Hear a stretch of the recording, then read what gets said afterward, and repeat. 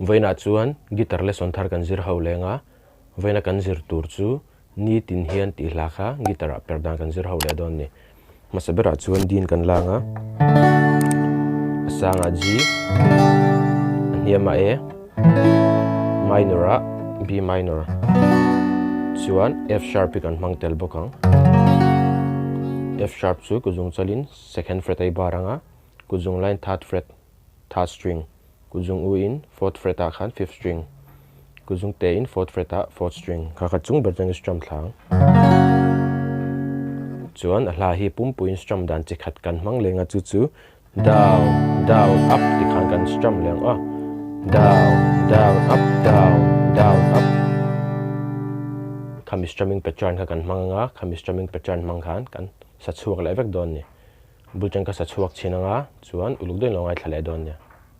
down down up down down up down down up down down up down down up kanun na I thana oral na la kata Hliama ka om min kalsan lo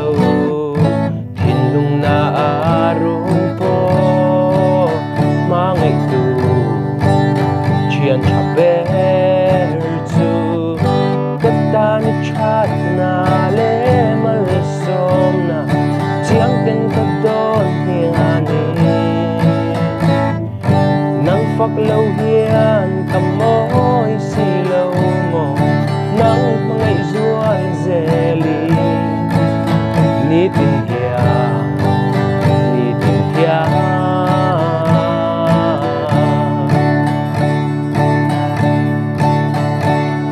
Kathin lung du zawk te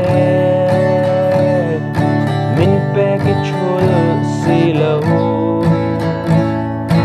at dawh thleng zawk min siam rema chu chu katan hianin a chasi a chaber si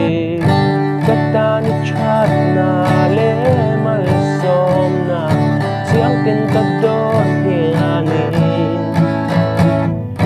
nang phak lo hian kamoi si lo mo nang mangai zual zeli Nitin hian